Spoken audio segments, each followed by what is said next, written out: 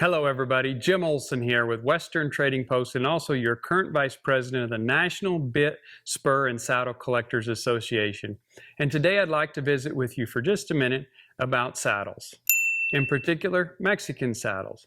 You see, I'd be willing to wager that any extensive saddle collection, probably the fanciest saddle in that collection is Mexican in origin, and there's a reason for that. See, the Mexican vaqueros have been blinging out their saddles for a long time, much longer than anyone in America. As a matter of fact, that's where the root of all cowboy gear comes from, is from the Mexican vaqueros.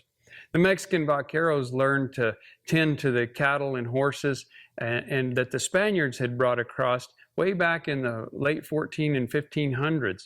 The vaquero, who is typically either full or partial blood native from Mexico, they're the ones who learned how to first tend to stalk on vast open ranges long before anyone else in the world had done that.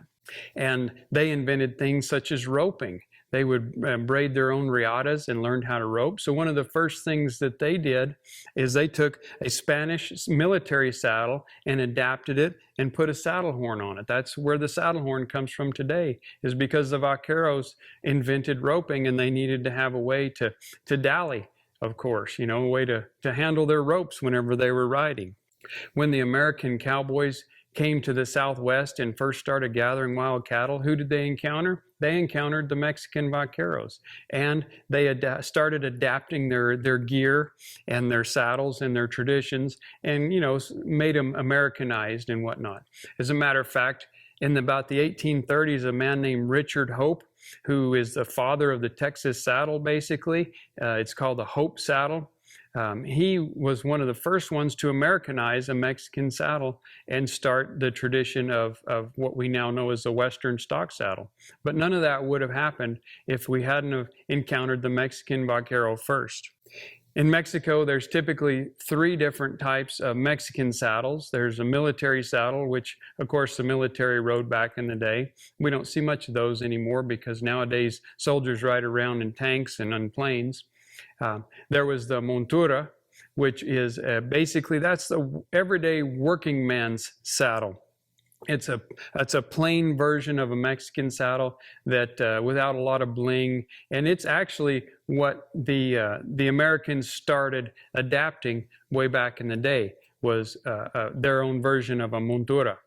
Then we have what's called a charro saddle. And a charro saddle is a little bit later in the evolution of Mexican saddles, but they are the fancy saddles. They're the same basic form as a montura, but they're typically all blinged out. They have all the piteado work, which is embroidery from the maguey cactus fiber. They typically will have a lot of silver work.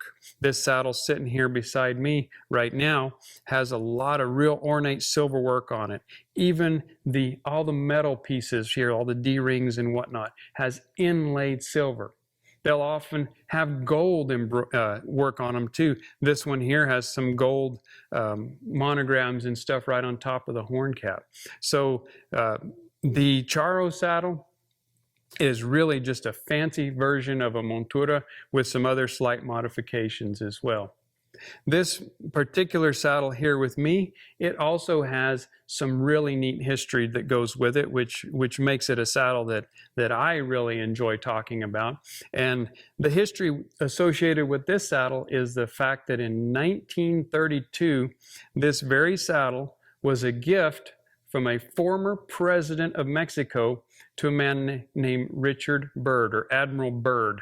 Now, Admiral Byrd, back in the day, he was a rock star in aviation, just like Charles Lindbergh or Amelia Earhart. They were the rock stars of the day back then. And after he was the first man to fly to both the North and the South Pole, the former president of Mexico gifted him this saddle.